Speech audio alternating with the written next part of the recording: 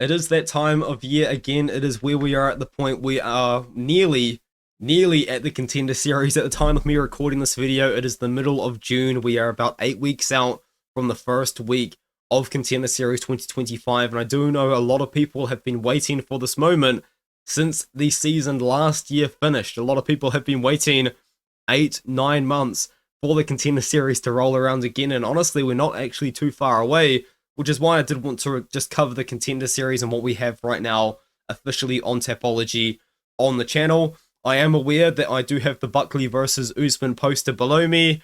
I'm just too lazy to change it, but also mostly it's because I do have exams actually on right now. I'm in the middle of my exam period as I record the video. You guys would have probably watched my Buckley versus Usman prediction video where I was very sick, and in the last 48 hours or so I have actually been able to get a lot better, so that has been great. Vitamin C is overpowered. I do need to start taking daily vitamin C. Week number 1 is going to be, of course, August the 12th, and I think that this is going to be a pretty great week. Personally, I'm really looking forward to these top 2 fights. Radley De Silva is the champion of Battlefield Fight League, in my opinion, a very underrated local division tournament.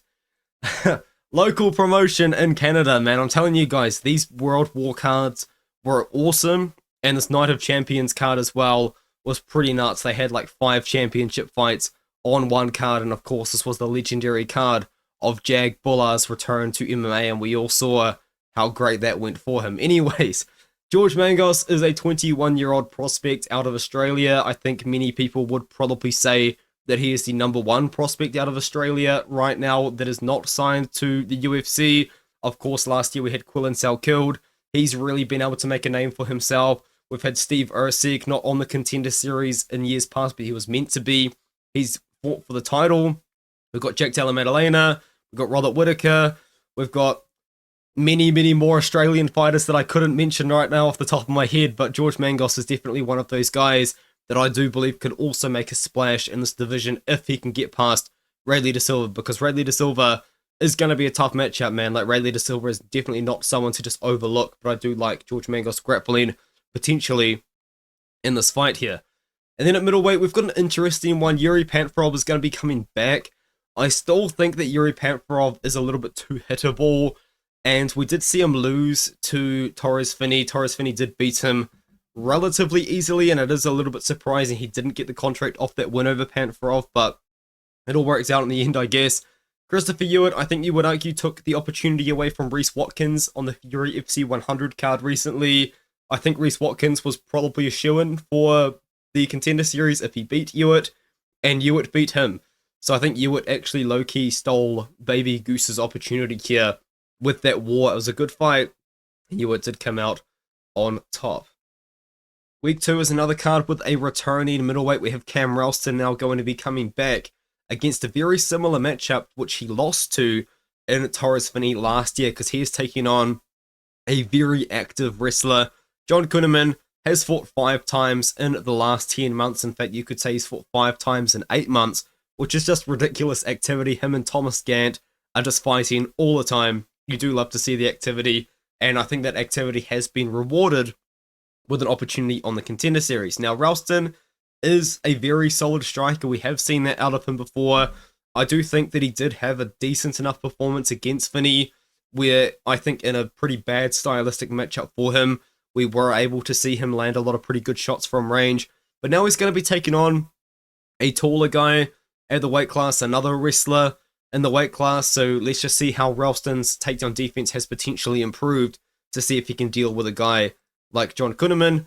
We have 2 undefeated guys at 145 pounds, but after that it is Manuel Exposito and Jose Delano, who I do have a lot of interest in. Jose Delano, of course, I think has come close to opportunities on the Contender Series before, and has just fallen short every time. He did lose to Gabriel Santos, who's now in the UFC. That was actually part of a LFA tournament, and then since then he's gone on a good win streak since then, and beat Abu Muslim Alikhanov, which I think a lot of people thought he was going to lose, because this was probably one of those Contender Series eliminator fights, which if he won, he was going to get the shot, and if he didn't win, he probably once again was going to have to win a couple more fights. But he won it, and honestly, I think against Manuel Exposito, he can get it done.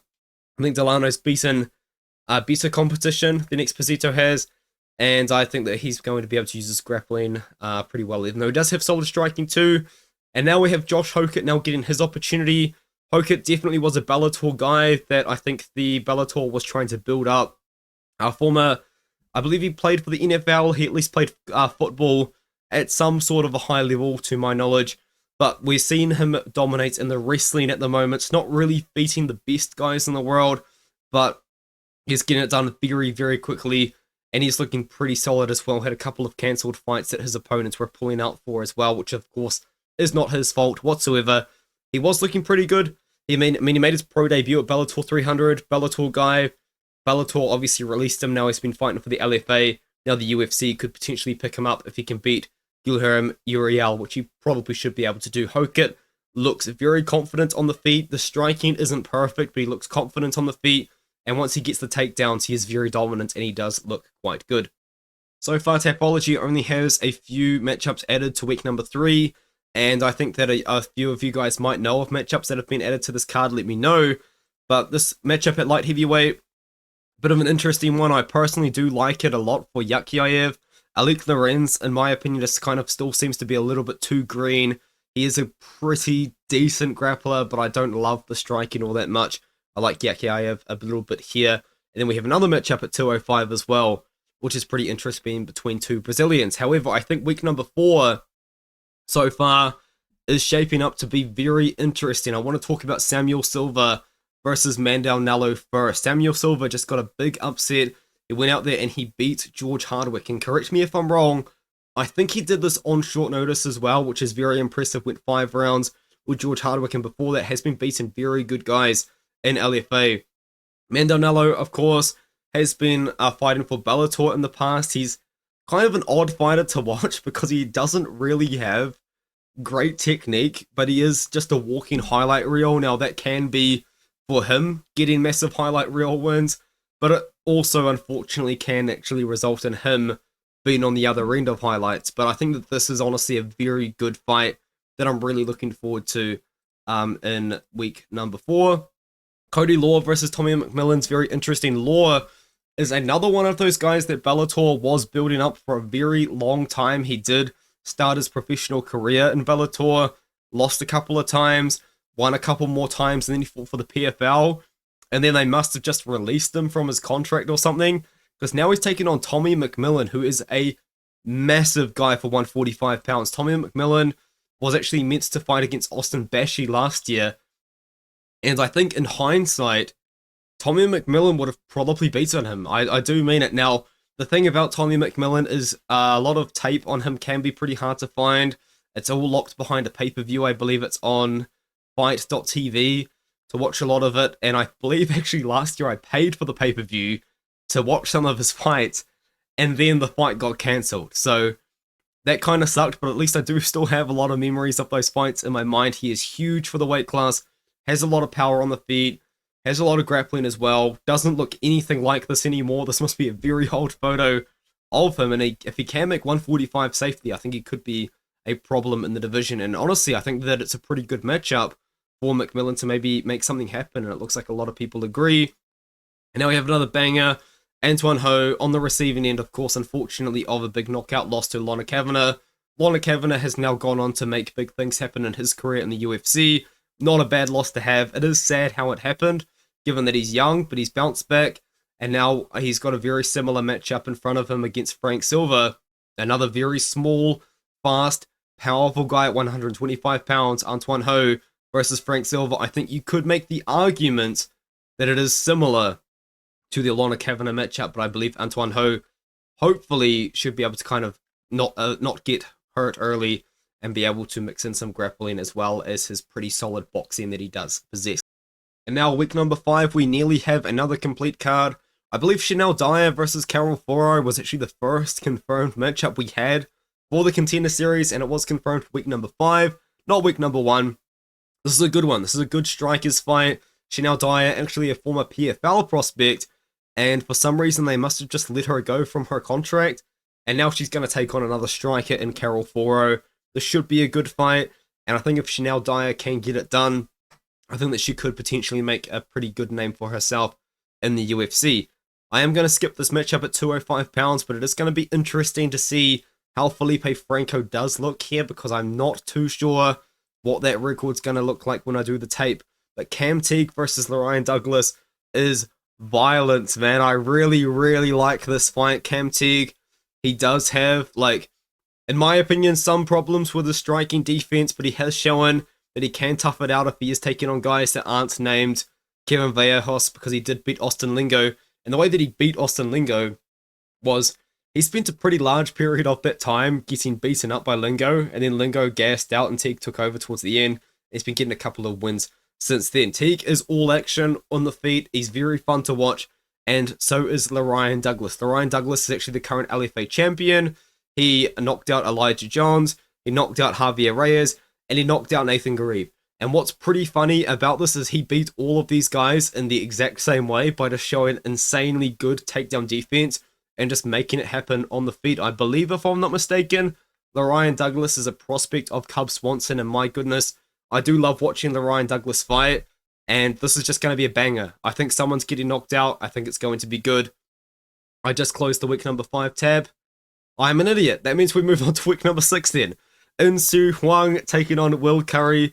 Will Curry is back. Honestly, coming off a decent enough performance against Aronov. I did actually pick Aronov to beat Curry, but I didn't realize that Aronov was going to come into this fight with 2.5 minutes of cardio. Never seen that before out of Aronov, but is what it is. Curry managed to win a cardio-based decision. But the thing about Curry, man, he really disappointed me against Jordan Santos, you know? Like, the thing about Curry is the red flags were there. You watch his matchup against Wellison Henrique, and he's standing up against the cage against a 16 and 13 opponent, a guy that's much smaller than him, a guy that he's meant to beat, and he's doing this. The red flags were there, and he did it against Jordan Santos on the Contender Series. Insu Huang, I do not know if this guy's going to have the grappling to deal with Curry at all, but my goodness, is he pretty fun. He does have a lot of power on the feet. I know he's coming on a couple of decision wins recently, but he does have a lot of power on the feet. I think he could be pretty fun. The thing is, I just don't know if he's got the grappling to deal with Will Curry, but we will deal with that when the time does come, because this is a week 6 fight, September 16th. Let me know what you think in the comments below. I will see you guys in the next one. If you've made it this far, let me know what you think of the audio. I have messed around with my audio settings a very significant amount. If you guys, I'm a little bit embarrassed how bad my audio was in the past, because I actually did used to make music. So, like, this is a very expensive microphone. This is a Shure microphone. If you guys know the world of microphones, you know Shure is pretty expensive. And I've got like a Scarlett, Focusrite Scarlett, stereo, whatever they're called. It's been a long time since I've made music, but I've got a good setup, man. I don't really know why my mic setup was just so terrible, but I think it's a bit better now. Let me know what you think in the comments below. Just kind of slammed a bunch of compression, a bunch of EQ, a bunch of noise cancelling, just a bunch of filters on the recording end of the mic. Anyway, let me know what you think in the comments below. I'll see you guys in the next one.